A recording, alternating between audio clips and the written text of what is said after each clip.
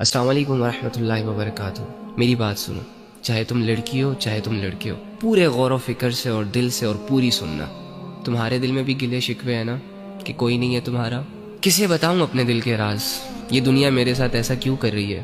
یہ لوگ میرے ساتھ ایسا کیوں کر رہے ہیں؟ اور میں خود بھی کچھ کر کیوں نہیں پا رہا؟ آخر میں ایسا کیوں؟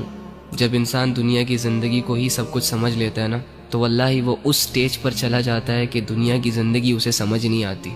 اینی ہاؤ، تو ایک کام کر، آج رات جب سب سو جائے نا، تو چھپکے سے اٹھنا، کسی کو کانوں کان خبر نہیں ہونی چاہیے، اور سب سے الگ تھلگ ہو کر جا نماز پکڑ، بچھا اور اس پر کھڑا ہو جا، ہاتھ باندھ، آنکھیں بند کر، امیجن کر کہ تیرا رب تیرے سامنے کھڑا ہے، وہ رب جس کا تو بندہ ہے، اور اسے اپنا سب کچھ مان، اور یہ تصور کر کہ آج میں اپنے رب کو اپنی حالت دکھانے آیا ہوں، آج میں اپنے رب سے اس دنیا کی شکایتیں کرنے آیا ہوں، آج میں اپنے رب سے دل کے راز بیان کرنے آیا ہوں۔ 2 رکعت نفل نماز پڑھ، اور نماز پڑھنے کے بعد جھولی پھیلا دے، ہاتھ اٹھا دے، بچھا دے خود کو، اور دل کی گہرائیوں سے پکار اپنے اس رب کو جو تیرے دل کے حال کو جانتا ہے، جو تب بھی تیرے ساتھ تھا جب دنیا تیرے ساتھ نہیں تھی، جو تب بھی تیرے ساتھ تھا جب دنیا تجھے جانتی نہیں تھی، اور جو آج بھی تیرے ساتھ ہے۔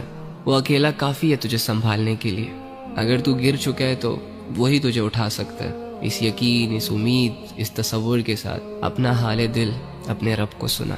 ایک آنسو کا قطرہ نکل آیا نا، یا تیری آنکھیں صرف نم ہو گئی، یا چلو اگر تمہیں صرف اتنا احساس ہو گیا کہ میں اللہ کے سامنے بیٹھا ہوں، میں اللہ ہی سے بات کر رہا ہوں، یقین کر کے اٹھنا کہ تیرا رب تجھ سے راضی ہے۔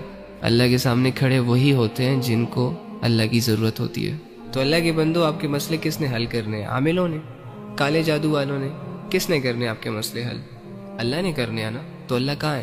ایکچولی میں آئی ڈونٹ نو وائی ہمارا یہ مائنڈ سیٹ بنا ہوا ہے کہ اللہ کچھ اسپیسیفک جگہوں میں پایا جاتا ہے، اور اللہ رب العزت کی جو مغفرت کے فیصلے ہوتے ہیں وہ نیک لوگوں کے لیے ہوتے ہیں، یا اللہ رب العزت جن لوگوں کی دعائیں قبول کرتا ہے وہ بہت نیک ہوتے ہیں، لمبے لمبے سجدے اور پاک صاف رہنے والے ہوتے ہیں۔ ہاں ٹھیک ہے، ان کا اپنا درجہ ہے، لیکن اس کا یہ مطلب بھی تو نہیں ہے نا کہ ایک عام انسان اللہ تک پہنچ نہ سکے، ایک عام انسان اپنے دل کی بات اللہ کو نہ کہہ سکے اور اللہ رب العزت کو اپنی طرف متوجہ نہ کر سکے۔ وہ کہتے ہیں کہ کوئی کعبے سے خالی ہاتھ لوٹ آیا تو کوئی گھر بیٹھے خدا کو پا گیا۔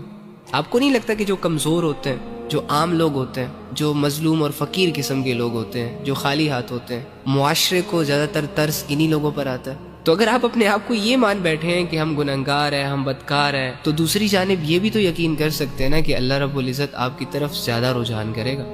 اللہ کے بندو، اللہ کہہ رہے میں تمہارے اشارت کے بھی قریب ہوں۔ اس اللہ سے اپنے مسئلے حل کرواؤ جو اللہ ساری زبانوں کو سمجھتا ہے، جو اللہ دل کے حال کو جانتا ہے۔